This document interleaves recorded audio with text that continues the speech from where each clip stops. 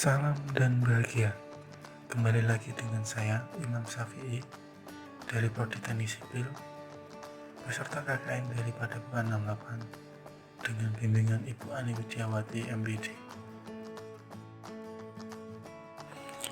Sebelum mulai proses pembangunan, tentunya kita perlu memperhatikan jenis material yang tepat. Hal ini perlu dilakukan agar kualitas bangunan yang dihasilkan lebih terjamin dan tahan lama. Bahan bangunan atau material merupakan bahan baku utama untuk kepentingan pembangunan, baik yang telah tersedia di sekitar kita maupun yang sudah diproduksi di pabrik. Untuk menghindari hal-hal yang tidak diinginkan terkait dengan hasil proses konstruksi, mari kita simak pembahasan cara milih bahan bangunan dengan baik dan benar dalam ilmu teknik sipil. Pasir merupakan bahan utama dalam pembuatan komponen bangunan. Pasir dengan kualitas baik harus memenuhi beberapa syarat mutu. 1. Tidak boleh mengandung lumpur lebih dari 5%. 2. Tidak boleh mengandung bahan organik terlalu banyak. 3. Terdiri dari butiran tajam dan keras. 4. Butiran harus bersifat kekal. Untuk memperoleh material pasir yang berkualitas dan baik dapat diketahui dengan beberapa cara. 1. Mengambil pasir kemudian digenggam. Butiran pasir yang baik akan terasa tajam pada permukaan telapak tangan. Kedua, jika dilihat secara visual akan terlihat butiran pasir yang memiliki ragam butiran pasir. Jika dikepal maka pasir tidak akan menggumpal. Yang ketiga, pasir yang kurang bagus bila dikepal maka pasir akan menggumpal. Semen adalah material yang berbentuk serbuk, terbuat dari campuran kapur dan material lainnya. Semen berfungsi sebagai perekat bata, perekat batako, maupun bahan bangunan lainnya. Untuk memperoleh material semen yang berkualitas, ada beberapa cara. 1. Semen tidak mengumpal. 2. Kemasan tertutup sempurna. 3. Berlogo SNI. 4. Baik dalam penyimpanannya. 5. Adukan lebih rapat dan rekat. Batu kerikil merupakan bebatuan kecil yang biasanya dari alam atau batu granit yang dipecahkan. Ukuran kerikil yang sering digunakan adalah antara 2 mm sampai 75 mm. Untuk memperoleh batu kerikil yang berkualitas, ada beberapa cara. 1. Batu kerikil terdiri dari butir-butir yang keras dan tidak berpori.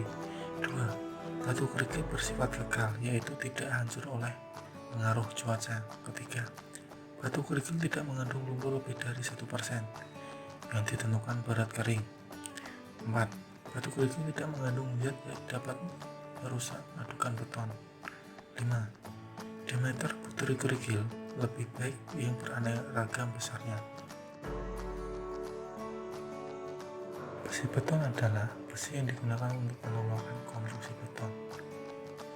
Besi beton ini ada dua, yaitu besi ulur dan besi polos. Untuk memperoleh besi beton yang berkualitas baik, ada beberapa cara. 1. Merek besi beton harus berlabel SNI. 2.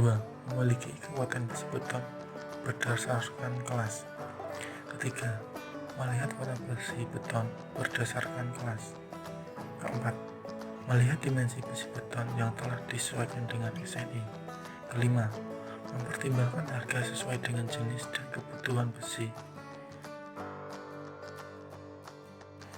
Batu bata merupakan bahan bangunan yang terbuat dari tanah liat atau tanah lempung yang telah dibersihkan dari kerikil dan batu-batu lainnya dengan cara dibakar. Batu bata biasanya digunakan dalam proses konstruksi yang warnanya kemerah-merahan dan digunakan sebagai pembuatan dinding bangunan. Untuk memperoleh material batu bata yang berkualitas baik, ada beberapa cara. 1. Batu bata yang baik adalah bebas dari retak, cacat, patah, bersih dari batu, benjolan, kotoran sampah, dan lain-lain. 2. Batu bata memiliki bentuk yang seragam dengan sudut yang tajam dan tepi yang rata. 3. Permukaan batu bata yang baik memiliki bentuk persegi antara satu dengan lainnya. 4. Warna dari batu bata adalah merah atau kemerahan. 5. Mempunyai ukuran, kuat tekan, dan daya serap air yang dipersyaratkan dalam SNI. Kayu merupakan bahan bangunan yang diperoleh dari alam. Dalam konstruksi, kayu biasanya digunakan sebagai penyangga, tiang, balok, kuda-kuda, pintu, kusen, jendela, dan lain-lain. Untuk memperoleh material kayu yang berkualitas baik, ada beberapa cara. 1. Memilih kayu yang memiliki kadar air di bawah 20%. Hal ini bertujuan agar konstruksi atau struktur bangunan lebih kuat. 2. Disarankan untuk menggunakan kayu konstruksi berasal dari Kalimantan seperti kayu kamper Samarinda dan kamper Rasa Mala. 3. Menggunakan kayu yang sudah di oven atau dikeringkan agar kayu tidak mudah lapuk. Genteng adalah bagian utama dari suatu bangunan yang berfungsi sebagai penutup permukaan bagian atas atau atap bangunan yang umumnya terbuat dari tanah liat yang dibakar. Untuk memperoleh genteng yang berkualitas baik, ada beberapa cara. 1. Dilihat dari segi fungsionalnya. 2. Dilihat dari segi estetika. 3. Dilihat dari segi durability atau ketahanan.